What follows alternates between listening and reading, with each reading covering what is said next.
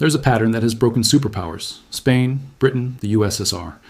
In 2025, people argue that US is different, but patterns don't need permission. This episode is not prophecy, it's a model, incentives, balance sheets, and limits. We'll walk the 7-stage sequence that repeats across empires in different costumes. Then we'll test where the US plausibly sits, using measurable signals, not vibes. First, define collapse correctly. It rarely starts with invasion, it starts with finance. Empires fail when obligations outrun productive capacity and funding credibility breaks. The early phase looks normal. Markets function. Currency trades, the army still deploys. The middle phase looks like strain. Borrowing grows. Policy improvises. Inequality hardens. The late phase is fast. Confidence flips. Financing dries. And politics loses coherence. The point isn't drama. It's the mechanism that turns strain into snap. The 7 stages we'll use: overreach, debasement, debt spiral, hollowing, social fracture, reserve drift, then break. Stage 1 is always overextension. Commitments expand faster than revenue. Stage 2 is always debasement. The state weakens money to soften constraints. Stage 3 is debt spiral, borrowing funds yesterday's promises and today's interest. Stage 4 is productive erosion. You import what you once made, resilience fades. Stage 5 is social decay, trust falls, coordination costs rise, governance stalls. Stage 6 is reserve drift, allies hedge, settlement choices diversify, demand for your money softens. Stage 7 is break, not end of the world, but a hard repricing of power and living standards. Now the warning: timelines differ. Spain took longer. The USSR collapsed quickly. Technology doesn't erase the pattern. It can accelerate the speed of feedback loops. Keep one rule: the empire falls when funding becomes political and credibility becomes scarce. That's the lens we'll use. Funding cost, debt math, productive base, and reserve plumbing. Start with Spain, the blueprint that later empires accidentally reused. Spain begins as the money power, vast silver inflows from the Americas. The illusion: if you control money flows, you assume you control reality. Stage 1, Spain. Wars everywhere. Europe, seas, colonies, commitments on multiple fronts. War spending eats revenue. The crown needs financing beyond taxes. Stage 2, Spain. Coinage. Quality declines, debasement hides shortages until it doesn't. Debasement is a political tool. It delays pain by spreading it through prices. Stage 3, Spain. Repeated borrowing, repeated restructurings, repeated credibility damage. Each default teaches lenders to demand more, sooner, raising the empire's cost of money. Stage 4, Spain. Inflows reduce incentives to build domestic industry and productivity. Imports rise. Domestic capacity stagnates. Wealth flows through, not into resilience. Stage 5, Spain. Social strain, rent-seeking beats innovation. Brains migrate, institutions rot. Stage 6, Spain. Trading partners hedge. The must-hold currency loses prestige. Stage 7, Spain. Power shrinks fast once financing and logistics can't support global reach. Spain's lesson: money inflows can weaken production if they replace building with buying. Next, Britain, the empire of finance, shipping lanes, and the reserve pound. Britain's advantage: London as the hub, sterling as the invoice and settlement language. Stage 1, Britain. Global commitments multiply. Defensive trade routes becomes permanent cost. Then World War I turns commitment into existential spend. War financing shifts Britain from creditor posture toward debtor posture. Stage 2, Britain. Defend currency values while the real economy strains underneath. A strong currency can become a policy trap. It pressures exports and industry. Stage 3, Britain. Debt persists, then World War II compounds the balance sheet. After victory, the bill arrives. You can't fund empire, welfare, and debt service forever. Stage 4, Britain. Liquidation of empire accelerates. Productive base must compete without imperial advantages. Stage 5, Britain. Domestic politics, fractures around austerity, rationing memories, and decline management. Stage 6, Britain. Reserve status drifts. Trade and reserves favor the rising power. Stage 7, Britain. Not annihilation, downgrade. From center to partner, from issuer to user. Britain's lesson: reserve currency decays when wars and debt erode credibility and competitiveness. Now the USSR, the fastest superpower to non-existence example in modern memory. The USSR's power was military breadth, not consumer prosperity and productive dynamism. Stage 1, USSR. Overreach, military share heavy, global rivalry across multiple regions. A high military burden is survivable only if productivity and innovation keep pace. Stage 2, USSR. The currency lacks trust externally and often internally. Hard currency becomes scarce. Stage 3, USSR. When commodity revenue weakens, the financing mask falls off. Stage 4, USSR. Productive stagnation, technology lag, poor incentives, weak quality, weak supply. Stage 5, USSR. Legitimacy collapses, society stops believing, the state loses narrative control. Viewers need a scoreboard, how to watch Stage 6 without conspiracies. Dashboard 1, the interest cost trajectory and deficit path, as reported by mainstream outlets and official releases. Dashboard 2, reserve composition drift and changes in unallocated reporting, signals of diversification. Dashboard 3, stress behavior, flights to liquidity during shocks tell you what the world actually trusts. Dashboard 4, trade invoicing and settlement experiments, small at first, meaningful if they persist. Dashboard 5, domestic cohesion, can the system pass reforms without a crisis forcing them? Now tighten the narrative, why this matters even if collapse never happens. Because late-stage patterns raise everyday costs, mortgages, business credit, insurance, taxes, and fees. Decline is usually a living standards story before it's a flag-lowering story. That's the aftershock lesson from banking crises. Most people lose opportunity, not just deposits. Add a 1929 micro lesson. Newspapers recorded the process, not just the percentage drop. Volume records, tape delays, selling waves. Those are the mechanics of confidence collapse. Modern analog, in a digital system, tape delay becomes viral narrative speed. When narratives move faster than verification, confidence can break before fundamentals change. That's why reserve systems decay slowly until credibility breaks quickly. Now address the biggest criticism. America has innovation. That changes everything. Innovation helps if it raises productivity broadly, not just asset prices. If innovation concentrates gains at the top, it can worsen Stage 5 even while GDP looks fine. Now place the US in the sequence carefully. Stage 1 signals exist. Broad commitments and recurring crisis interventions create permanent obligations. Stage 2 signals exist. Long periods of monetary and fiscal expansion spark credibility debates about purchasing power. Stage 3 signals exist. Interest cost pressure is widely reported as a growing constraint. Stage 4 is mixed. The US remains a high productivity leader, but dependency concerns are active policy topics. Stage 5 signals exist. Trust erosion and polarization raise coordination costs. Inequality is high and measurable. Stage 6 is the hinge. Reserve drift happens through hedging, not headlines.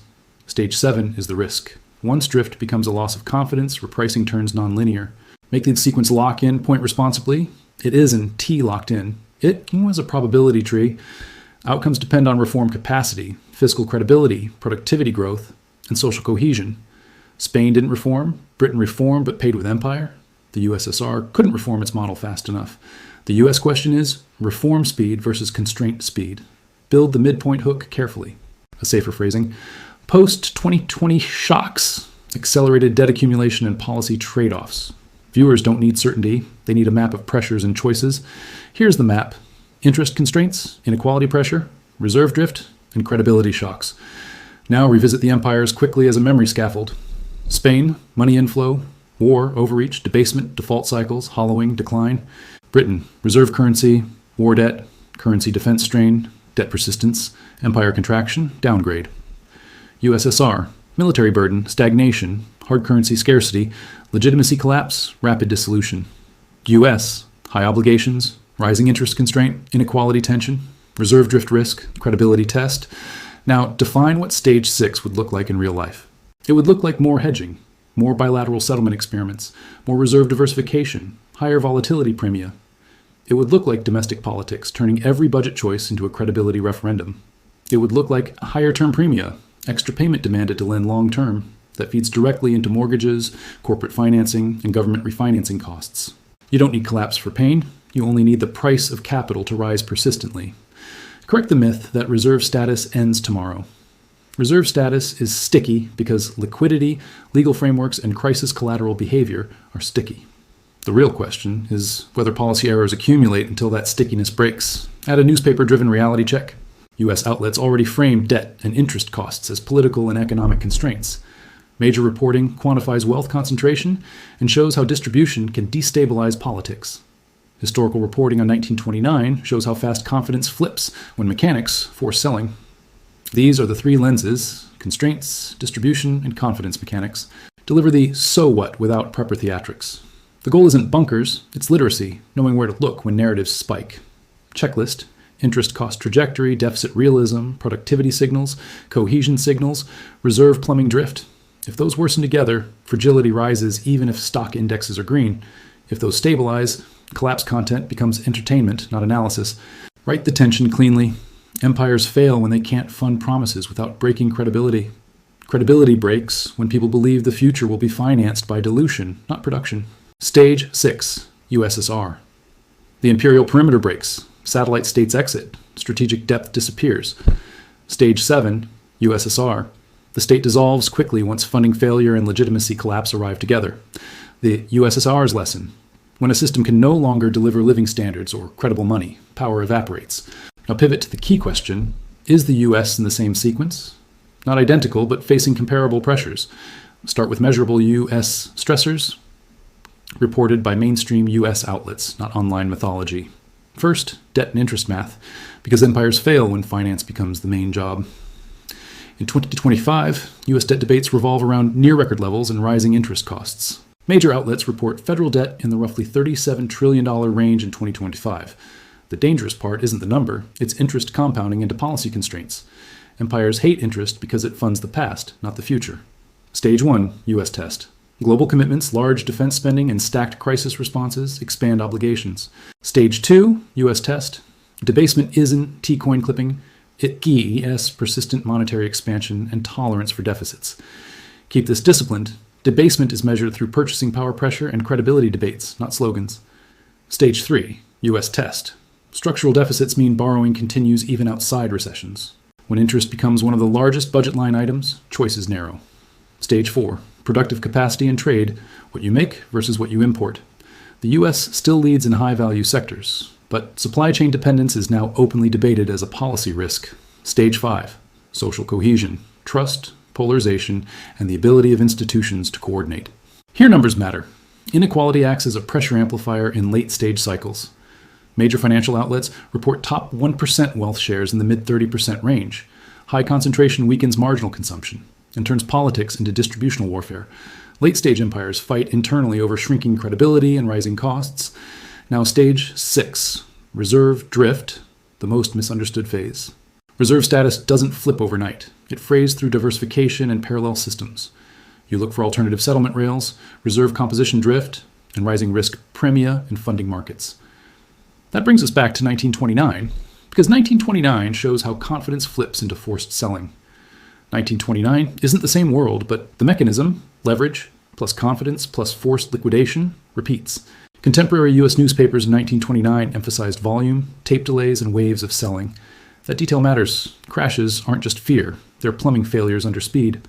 On Black Tuesday, record volume and ticker delays became psychological accelerants. Historical compilations note press coverage focused on scale and information lag during the panic days. The lesson? When information lags, people sell because they can't see the floor. Translate that to modern systems. Digital speed makes confidence shocks faster. A reserve system breaks when holders stop accepting low yield as the price of safety. That's when funding costs rise structurally, even without apocalyptic headlines. Now return to the 7 stages, and the U.S. claim that 5 are already done. Precision matters. The U.S. shows elements of stages 1 to 5. Whether they're complete is debatable. What is credible? Debt math and rising interest costs are real and widely reported. What is credible?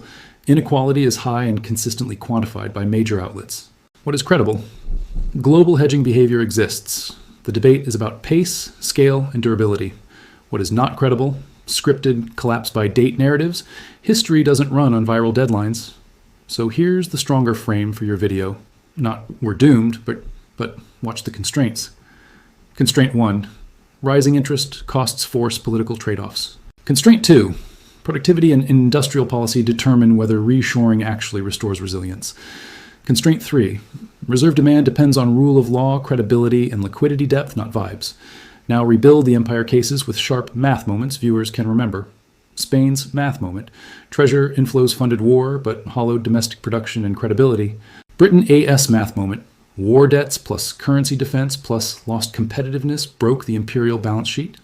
The USSR's math moment. Military burden plus stagnation plus hard currency scarcity broke legitimacy and continuity. The US math moment. Debt servicing increasingly competes with everything else in the budget. When interest crowds out flexibility, policy becomes reactive, and credibility weakens. Next segment, how Stage 6 actually arrives, not by announcement, but by micro-decisions. Stage 6 begins when allies and firms build redundancy, different rails, different invoices, different reserve mixes. It's rarely anti-US, it's pro-optionality. Option building reduces forced demand for one currency at the margin. Marginal demand shifts are enough to raise volatility in the price of funding over time. That's how empire decline feels. Not instant ruin, but a slow rise in the cost of staying the same. Now address the emotional hook responsibly. 3 superpowers collapsed. Yes, but the mechanism wasn't destiny. It was constraints plus denial. The real villain is denial, refusing to reform until reform becomes impossible. That's why Stage 4 matters. Producing real value is how you escape the trap. Spain imported. Britain lost cost advantage. The USSR couldn't innovate. The US must prove productivity breadth. Now bring the audience back. Are we next? The disciplined answer: the US is not doomed, but it is running a late-stage stress test. You don't predict dates, you watch constraints tighten or loosen. Then the real closing weapon. What tightening actually feels like. It feels like higher risk premia, higher insurance costs, tighter lending, and political stalemate over budgets. It feels like more temporary measures that become permanent because the system can tolerate normalization. It feels like credibility arguments becoming daily life, rates, prices, wages. Now a short 1929 callback to close the arc. In 1929, newspapers tracked volume records and tape delays, proof that mechanics beat optimism.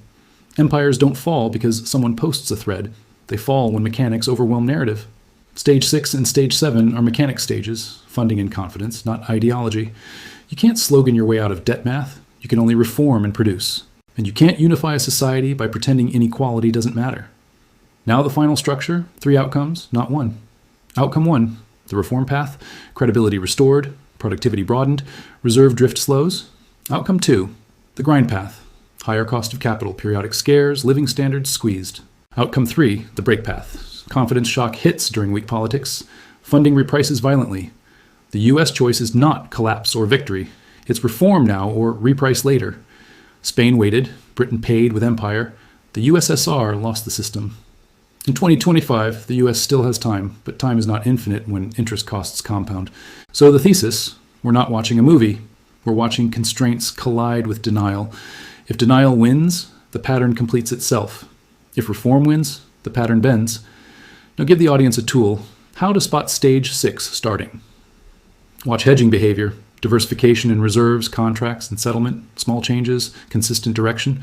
Watch U.S. funding cost trends and political willingness to stabilize the debt path. Watch social cohesion indicators, because credibility is social before it's financial. Watch whether growth is broad or concentrated, because concentration fuels instability. Now the warning about content traps. Anyone promising a date is selling adrenaline, not analysis. Anyone claiming the reserve ends tomorrow ignores how sticky systems are until they aren't. Your filter is simple. Show me the constraints, show me the plumbing, show me the trend across quarters. If they can't, mute them. Now the strongest closing line. Empires die when they can't finance reality without breaking belief. Belief breaks when dilution replaces production and politics can't coordinate. That's what Spain learned from silver, Britain learned from wars, and the USSR learned from stagnation. And that's what the US is being tested on in public, in real time, debt math and cohesion. Next episode, promise, we'll build the dashboard and track Stage 6 signals without doom. We'll use public tables and consistent definitions, no rumor charts, because literacy beats fear and mechanisms beat ideology. Now the final recap of the 7 stages. Stage 1, overreach, commitments exceed revenue. Stage 2, debasement, soften constraints through money. Stage 3, debt spiral, borrow to fund interest and promises. Stage 4, hollowing, import dependence rises, resilience falls. Stage 5, social decay, trust erodes, coordination fails, inequality hardens. Stage 6, reserve drift, hedging grows, options multiply, funding gets pricier. Stage 7, break, power and living standards. Reprice faster than politics can react. If you want the truth, don't chase predictions. Track constraints, debt math, interest costs, productivity breadth, social cohesion, reserve plumbing. That's how you see what's real before it becomes obvious. The pattern isn't magic. It's incentives meeting arithmetic. And arithmetic always collects. Final 1929. Echo. When forced selling starts, the tape can't save you. Mechanics run the room. In modern markets, the tape is your feed. So discipline matters even more. Don't let narratives run your risk model. Build a dashboard, track quarters, and separate trend from noise. If you want part 2, we'll score the U. S on each stage with data, sources, and thresholds. No doom, just measurement. Because the goal isn't fear, the goal is clarity. And clarity is the only real edge when everyone else argues in absolutes. History doesn't repeat, but it rhymes in constraints, confidence, and denial. In 2025, the echoes are louder because constraints are larger and the system is faster. So don't ask, when will it collapse? Ask, which constraints are tightening right now? If constraints tighten together, fragility rises. If they loosen, stabilization follows. That's the whole model. And that model is how you stop being surprised by history. If this framework helped, share it with someone tired of finance hype. Not to scare them, so they know where to look when headlines scream. Subscribe if you want dashboards, not countdowns. Because empires don't die in one day. Systems rewire until stress reveals the wiring. And the wiring is what we track.